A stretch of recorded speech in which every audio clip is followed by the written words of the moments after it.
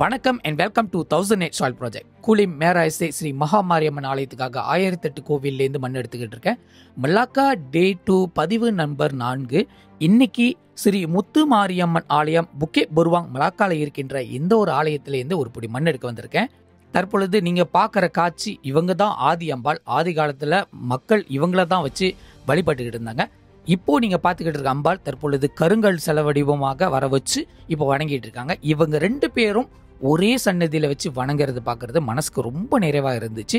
பிரதோஷனால மக்கள்கள் அவ்வளோ பேர் இருந்தாங்க. கோவில்ல வகை வகையான சாப்பாடுகளை பரிமாறிக்கிட்டு இருந்தாங்க. இந்த வேளையில நான் அம்பாளை பார்த்து தரிசிச்சுட்டு அம்பாளுக்கு தனிப்பட்ட முறையில பூஜைகள்லாம் செஞ்சுட்டு இந்த ஆலயத்தோட தலைமை குருக்கள் அதிகமான தகவலை கொடுத்துருந்தாங்க. இந்த கோயில் உருவான வரலாறும் அதுக்கப்புறம் பக்தர்களோட பங்களிப்பும் மற்ற விஷயங்கள், இந்த ஆலயத்தை சார்ந்து இருக்கிற நிறைய விஷயங்கள் தகவலாக கொடுத்துருந்தாங்க. ஒரு மிகுந்த ஒரு விஷயம் என்னன்னா, பிரதோஷ காலகட்டத்தில் சிவபெருமானுக்கே அவருக்கு ஆரத்தி எடுத்து, அவருக்கு மட்டும் இல்லை மீனாட்சி அம்மனுக்கும் ஆரத்தி எடுத்து கண்ணீரால் அபிஷேகம் பண்ற ஒரு காட்சி தான் இப்போ நீங்க பார்த்துக்கிட்டு இருக்கீங்க. என் கண் கலங்கி நின்றது இந்த வீடியோஸ்ல தெரியாது, ஆனா எனக்கு தெரியும் எவ்வளோ சிரமங்களுக்கு அப்புறம் இந்த ஒரு சன்னதியில் இந்த இடத்துல அடையிறது எனக்கு பெரிய பாக்கியமாக தான் நான் கருதுறேன். இந்த வேளையில் டெம்பிள் மேனேஜ்மெண்ட்டுக்கு நான் நன்றிகளை தெரிவிச்சுக்கிறேன். ஐயா நிறையா விஷயங்கள் சொல்லியிருந்தாரு. இந்த கோவில் உருவானது மட்டும் இல்லாமல் இந்த கோவில் எப்படி பக்தர்களோட வாழ்க்கையை மாற்றி அமைச்சு சொல்கிற தகவல்லாம் கொடுத்துருந்தாங்க. இவங்களோட ஸ்தலவரிச்ச மரத்துலேருந்து ஒரு பிடி மண்ணு கிடைச்சது எனது பாக்கியமாக தான் நான் கருதுறேன். இந்த வேளையில் ஐயாவுக்கும் டெம்பிள் மேனேஜ்மெண்ட்டுக்கும் நான் நன்றிகள் தெரிவிச்சுக்கிறேன். ரொம்ப அழகான கோவில். புக்கே புர்வாங் போனீங்கன்னா கண்டிப்பாக இந்த ஆலயத்துக்கு நீங்கள் போக வேண்டிய கட்டாயம்.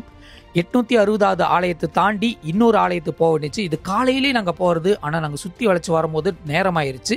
இந்த ஆலயத்தோட பெயர் ஸ்ரீ வனத்தாண்டவர் ஆலயம்.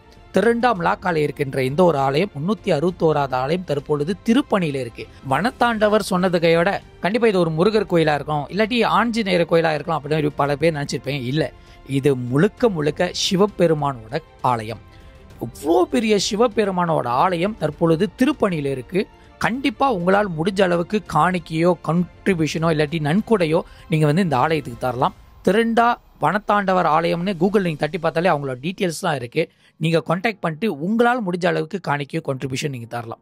அவ்வளோ அழகான ஆலயம். ஆலயத்தை கட்டின பிறகு கண்டிப்பா எல்லா பக்த பெருமக்களும் இந்த ஆலயத்துக்கு வரணும். நானே கண்டிப்பா இந்த ஆலயத்துக்கு வரும். ஏன்னா பார்க்கவே அவ்வளோ மனசுக்கு ரொம்ப நிறைவா இருந்துச்சு. இன்னைக்குள்ள பதிவில் இறுதியான ஆலயம், அதாவது மலாக்கால 2வது நாள் இருக்கு, கடைசி கோயில் 2வது நாள்ல 862வது ஆலயமாக பெர்தாம் ஹூலில் இருக்கின்ற தேவி ஸ்ரீ மகாமாரியம்மன் ஆலயத்திலேருந்து ஒரு பிடி மண் எடுக்கிறதுக்கு வந்திருந்தேன். நான் வர காலகட்டத்தில் இந்த அம்பாளுக்கு ஆண்டு பூஜைகளுக்கு உண்டான ப்ரிப்பரேஷன் நடந்துருந்துச்சு. இந்த அம்பாளோட முக வடிவமும் அவங்களோட காட்சியும் பாருங்களேன். ஓம் சக்தி பராசக்தி, எவ்வளோ அம்சமாக, எவ்வளோ திவ்யமாக, எவ்வளோ பரவசத்தோட இருக்காங்க.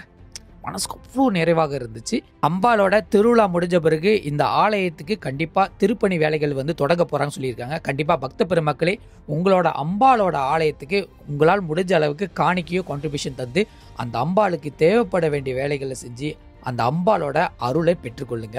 இன்னைக்கு இந்த பதிவோட முடிஞ்சிருச்சு. நாளைக்கு மலாக்கால இன்னும் 2 பதிவு பார்க்க போறோம்.